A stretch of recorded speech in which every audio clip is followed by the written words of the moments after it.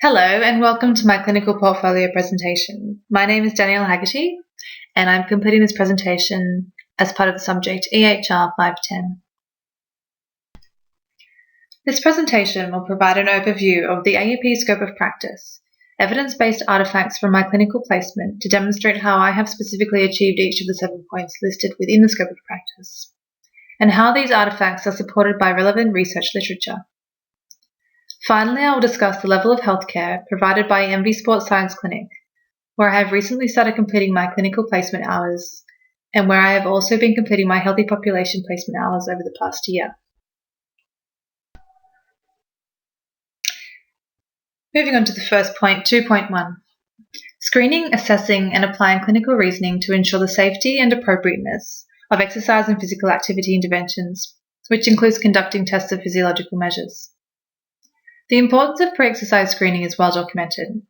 The American College of Sports Medicine states that pre-exercise screening is a vital step in the process of any individual commencing a new exercise program or increasing levels of activity. Pre-exercise screening enables the exercise professional to obtain specific information pertaining to the individual's medical history, symptoms, and disease risk factors. This information enables the exercise professional to establish the level of risk associated with activity for the individual and provides guidance for the development of their exercise program. While thorough pre-exercise screening is a crucial component of any exercise program, it is also important to ensure the screening process does not serve as a barrier to exercise participation. The first artifact I am providing here today is the Adult Pre-Exercise Screening System. This tool was designed by Exercise and Sports Science Australia in collaboration with Sports Medicine Australia and Fitness Australia. The 3-stage screening tool serves as a thorough, efficient and effective means of determining the risk-to-benefit ratio of exercise for the individual being screened.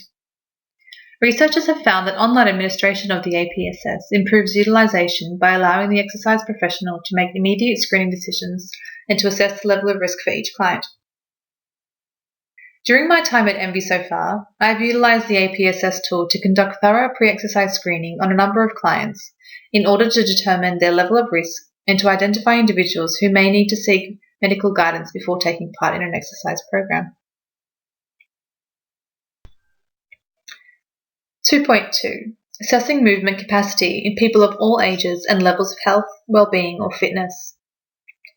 As well as having the capacity to provide quantitative performance-based data, functional movement assessment enables the exercise professional to obtain data related to the quality of movement, identifying areas of weakness, instability, and/or immobility.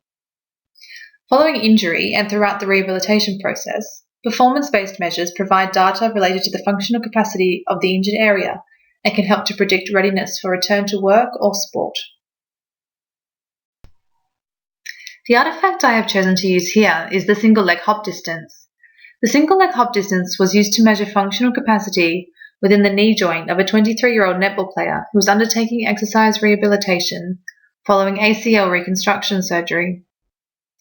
The single leg hop test is a commonly used functional performance assessment that can identify limb asymmetry after ACL surgery. The single leg hop test is simple, valid, and enables the exercise professional to obtain objective quantitative data, that is, hop distance, as well as qualitative data related to landing mechanics. Distance and visual observation of the single leg hop were used in this case to monitor progress throughout the rehabilitation phase and to consider the possibility of returning to play. 2.3. Development of safe, effective, individualized exercise interventions. A wealth of research supports the notion of exercise program development being tailored to an individual's health status, physical function, current habitual physical activity, exercise response, and individual goals. Development of individual exercise programs improves the safety and efficacy of activity and serves to promote program adherence through identification and subsequent negotiation of perceived barriers. During my placement, I developed an exercise program for a 29-year-old female who was 19 weeks pregnant. Jane's personal goals were maintenance of general fitness in preparation for labour and to promote faster recovery after birth. In the absence of contraindications, exercise during pregnancy is widely accepted and promoted as a means of improving the health of the mother and the child. The benefits of exercise during pregnancy include a reduced risk of gestational diabetes, obesity, hypertension, and preeclampsia, prevention and alleviation of pelvic pain and back pain, and the prevention of pregnancy-related ailments including fatigue and constipation. Exercise is also associated with improved mental well-being during pregnancy. Exercise programs need to be specifically designed to cater for the changes associated with pregnancy. For example, Jane's program made use of equipment to modify certain exercises as a means of increasing safety. Heel drop exercises, for example, are effective abdominal conditioning exercises. Yet activity in the supine position is generally discouraged as pregnancy progresses. Using a pillow as a prop and incorporating elbow support increases safety of this exercise. 2.4. Provision of health education, advice and support. Exercise physiologists have the capacity to play a significant role in improving population health through the delivery of exercise intervention and also through the provision of health education. Provision of health education has been documented as having the capacity to positively influence lifestyle behaviour. The artifact I have to exemplify my achievement on this point is a health promotion video available on YouTube that emphasises the power of exercise in achieving optimal health and well-being. In his video, 23.5 hours, Dr. Mike Evans provides an entertaining and informative review of the relevant literature pertaining to health and exercise. I provided the link to this video for a number of clients with the intention of further promoting the benefits of the exercise they are currently taking part in, and to hopefully inspire them to be as active as possible outside of the clinic. Within the literature, there is evidence to support the use of social media in health promotion. In fact, research shows that social media is so widely used at present and is independent of educational attainment, socioeconomic status, healthcare, and race or ethnicity, that it suggests that social media health messages may have the capacity for reaching disadvantaged groups. 2.5. Provision of exercise intervention and education for those at risk of developing a chronic condition or injury. Promoting exercise and reducing physical inactivity is extensively associated with a decreased risk of developing chronic illnesses, including cardiovascular disease, diabetes, some cancers, depression, and anxiety. As our population ages, we are witnessing an increase in the demand for exercise intervention designed to cater for individuals at risk of developing a chronic condition or injury. My fifth artifact is the Heart Foundation tips for reducing sedentary behaviour. A 35-year-old male client presented to the clinic with a BMI of 29.4, deeming him at risk of obesity with additional weight gain. Working with Stephen to establish realistic and achievable goals, we developed some strategies that he felt he would be able to incorporate into his daily routine. Stephen used the Heart Foundation guidelines to get ideas on how he could increase his daily step count and reduce sitting time. This is because prolonged sitting time has been documented as being detrimental to health and well-being. In terms of achieving his weight loss goal of at least 14 kilograms, Stephen scheduled 3 exercise sessions at the clinic and adopted a calorie-restricted nutrition plan. 2.6. Provision of clinical exercise prescription for those with existing chronic and complex medical conditions and injuries. The use of exercise as therapy for individuals with existing chronic and complex medical conditions and injuries is well documented. Exercise is effectively used for the treatment of cardiovascular conditions, pulmonary diseases, metabolic conditions, immunological and hematological disorders, orthopedic diseases and disabilities, neuromuscular disorders, and cognitive, psychological, and sensory conditions.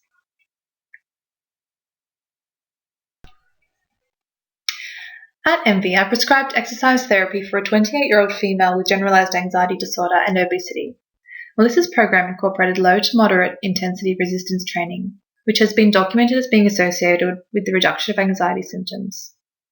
The cardio component of her program was completed outside based on her personal preference. Green exercise, or exercise within a natural setting, has been shown to produce more favourable anxiolytic effects than gym-based programs for those who enjoy being outdoors.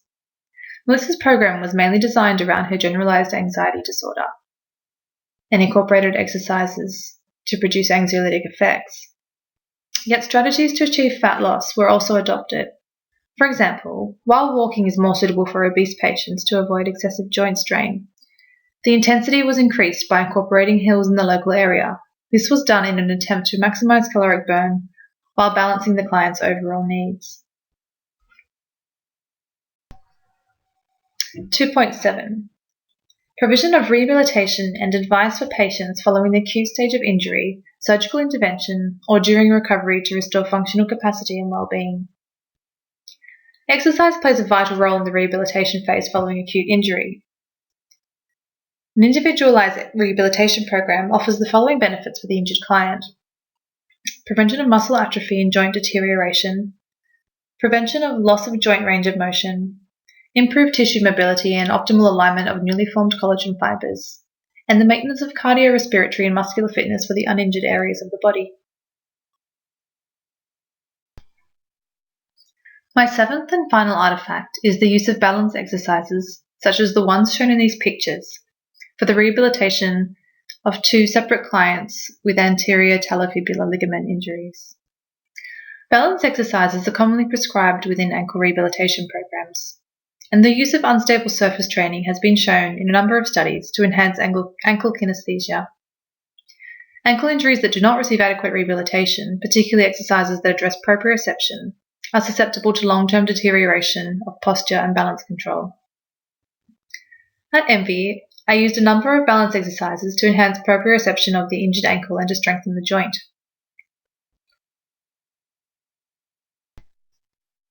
Finally, I will address the final point, 2.8. The above tasks may occur at any level of primary, secondary, or tertiary healthcare and may include employment or volunteer work at an individual, community, or population health level through various employers or industries. Envy Sports Science Clinic is a primary healthcare facility providing exercise physiology services for injury rehabilitation, chronic disease management, weight loss, pre- and postnatal exercise, strength and mobility, workplace injury, and elite sports performance. A number of GPs in the local area provide referrals to the clinic. Thank you for taking the time to listen to my presentation.